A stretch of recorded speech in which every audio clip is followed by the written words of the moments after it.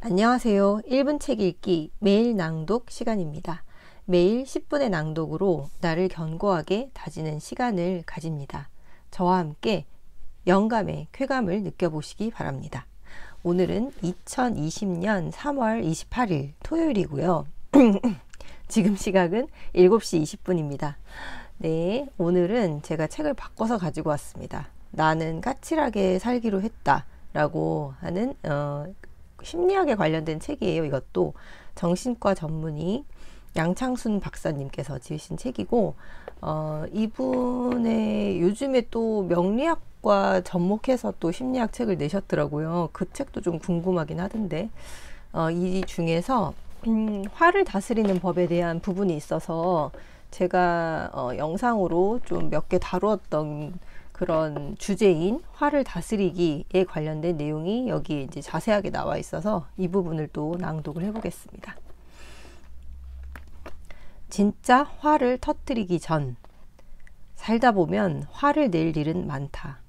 하지만 진짜 화를 터뜨리기 전에 한 번 더 자제력을 발휘할 필요가 있다. 그때도 말은 중요한 도구가 되어준다. 화를 내기 전에 누군가에게 먼저 그 상황을 말로 털어놓음으로써 일종의 여과장치를 거치는 것이다. 그러고 나면 대개는 그렇게까지 화를 낼 일은 아니란 사실을 깨닫게 된다. 말 한마디로 천냥빚을 갚는다는 속담이 있다. 살다 보면 그 말이 정말 맞는다는 걸 실감할 때가 꽤 있다. 예를 들어 자동차 접촉사고가 나면 운전자들은 누가 더 기세등등하게 보이나 내기라도 하듯이 씩씩거리면서 차에서 내리기 일쑤다. 대개는 목소리가 큰 사람이 이긴다는 주변의 충고 때문이다. 재미있는 건 그러다가도 어느 한편이 선생님 놀라셨죠? 하고 곱게 나가면 상대방도 아니 뭐 아닙니다 하고 반응하는 경우가 많다는 점이다. 하지만 상대방이 먼저 반말을 하거나 거칠게 나오면 그래 끝장 보지 뭐 하고 덤비게 되는 게 사람 마음이다. 나를 찾아와서 상담하는 사람들이 호소하는 문제 중 일정 부분을 차지하는 것이 바로 이 분노의 표현 때문이다. 화를 잘 내기로 소문난 어느 임원이 상담을 받으러 왔다. 그는 분노를 자제해야 한다는 걸 스스로 잘 알고 있었지만 영 조절이 안 되니 고민일 수밖에 없었다. 그 바람에 그는 직원들한테 화내고 나서 후회하고 회식을 시켜주거나 선물을 사주는 것으로 만회하곤 했다. 저도 예전에 주변에 이런 분들 꽤 많았었어요. 화내고 사과하고 화내고 사과하고 결국 사소한 일에 또 화를 내고만 자신의 행동을 그런 식으로 보상하는 것이다. 하지만 그때뿐 그는 계속해서 뭔가 석연치 않은 불편한 감정에 시달려야 했다. 그런 감정이 쌓이다 보면 스트레스가 늘어나고 스트레스가 커지면 더욱 화를 못 참는 악순환이 이어졌다. 상담을 진행하면서 한편으로 그에게 몇 가지 숙제를 내주었다. 자신이 자주 화를 폭발시키는 순간의 상황을 6화 원칙에 따라 자세히 써보고 그때 느낀 감정을 0에서 100점으로 표현하게 한 것이다. 그리고 그런 감정을 느끼기 전에 자기 머릿속에 떠오른 생각과 기억을 써보게 했다. 자신의 생각과 행동을 언어를 통해 이야기로 재구성해 보도록 한 것이다. 상담을 할 때마다 그와 같은 훈련을 거듭했다. 그리고 자신의 문제를 말로 표현할 수 있도록 도와주었다. 그러자 비로소 그는 자신이 왜 그런 행동을 하는지를 이해하게 되면서 차츰 잦은 분노에서 벗어날 수 있게 되었다. 그리고 이게 이제 실질적으로 도움이 되는 화를 다스리는 법에 대한 부분이 바로 이어져서 나옵니다. 화를 다스리는 법. 우린 분노를 흔히 불에 비유한다. 불은 인간의 삶에 꼭 필요한 물질이다. 불이 없으면 어떻게 추운 겨울을 나고 어둠을 이겨낼 수 있을까? 그러나 자칫 불을 잘못 다루면 말 그대로 초가삼간을 태우게 된다. 그처럼 인간관계에서 적절한 분노는 필요하다. 분노는 자신의 나르시시즘에 상처를 받는 무시와 모욕의 경험을 했거나 부당한 대우를 받을 때 느끼는 감정이다. 몸이 다쳤을 때 통증을 느끼는 것처럼 마음을 다쳤을 때 분노를 느끼는 것은 당연하다.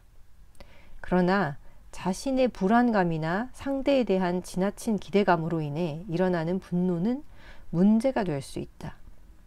그러므로 분노를 표현하기 전에 먼저 잠깐이라도 생각할 시간을 가져야 한다. 분노를 불에 비유한다면 불을 끄는 것은 물이다.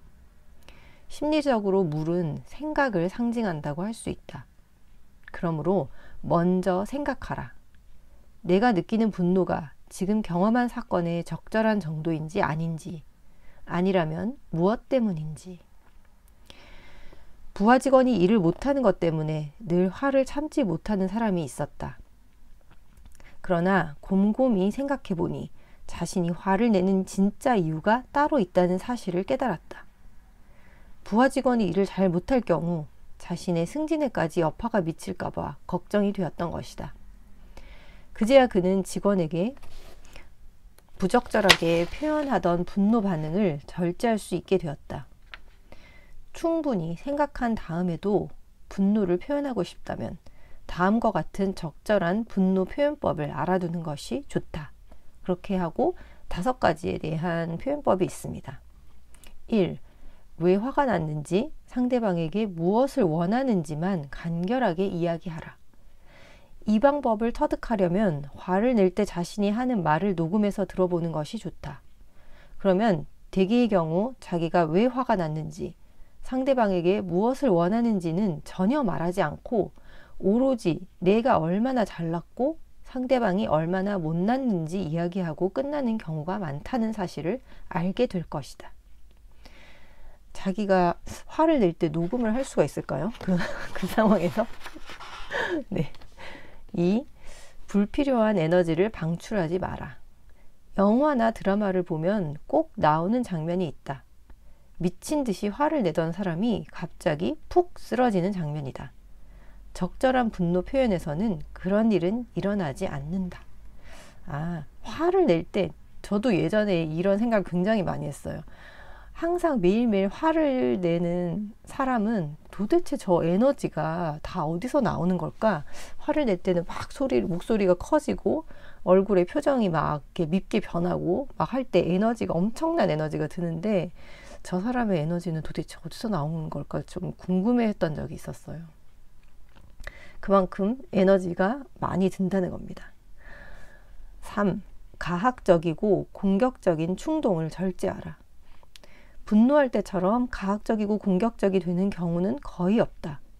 그와 같은 공격을 받은 사람은 대개 원망과 앙심을 품기 마련이다. 언어적인 폭력은 신체적인 폭력보다 오래 간다는 것을 기억하라. 저도 이 말에 공감합니다. 보이지 않는 칼로 그 사람의 가슴을 계속 찌르는 것과 같다고 생각을 합니다. 언어적인 폭력은 신체적인 폭력보다 오래 간다는 것을 기억하라. 신체적 폭력으로 인한 상처가 전치 6주 혹은 6개월을 간다면 언어적인 폭력으로 인한 상처는 최소한 전치 6년은 간다. 이게 평생 가슴 속에 남을 수도 있어요. 그리고 인간의 삶은 부메랑과 같아서 자기가 뿌린 씨는 자기가 거두게 되어 있다. 이 말도 공감합니다. 그러므로 화가 날수록 더 절제해야 한다. 4. 상대방에게도 자기 입장에 대해 이야기할 기회를 주라. 앞서 말했듯이 분노 표현은 간결 명료해야 한다. 따라서 내가 화난 이유를 분명하게 전달했다면 이번에는 상대방이 거기에 대해 어떻게 생각하는지 이야기할 기회를 주는 것이 좋다. 인간관계에서 경험하는 대부분의 상처는 상대방이 자기 마음속 이야기를 들어주지 않는 데서 생겨난다. 인간관계에서 화를 낼 때 서로 상대방이 자기 얘기만 할 때 양쪽 다 화를 내게 되는 것 같아요. 들어주지 않는다는 거죠. 5. 분노는 화가 난 후 23시간 57분 후에 표현하라. 분노의 마지노선은 대개 하루를 넘지 않는다. 따라서 내가 지금 화를 낼 경우 상대방을 모욕하는 이야기만 할 것 같으면 일단 하루만 참아보자 하고 생각하라. 다음 날이 되면 대개는 그렇게 화를 낼 일이 아니었다는 사실을 알게 된다. 화가 나면 일단 23시간 57분 후에 보자고 생각하라. 그리고 화를 내더라도 딱 3분만 하고 잊어라. 이 화가 날 때 하루 뒤에 그걸 다시 생각해 보고 그 말이 정말 그 사람이 했던 말이 맞으면 감사하라. 그리고 그게 내가 잘못해서 그 사람이 화를 낼 일이라면 거기에 대해서는 나의 잘못을 인정하라는 말이 그 틱나탄 스님께서 지으신 화라는 책에도 나와요. 화를 낼 때는, 내가 화가 났을 때는 하루만 묵혀보라는 그런 팁입니다. 네, 오늘은 즐거운 토요일입니다. 주말 잘 보내시고요. 내일 또 매일 낭독으로 저와 함께 해주시기 바랍니다.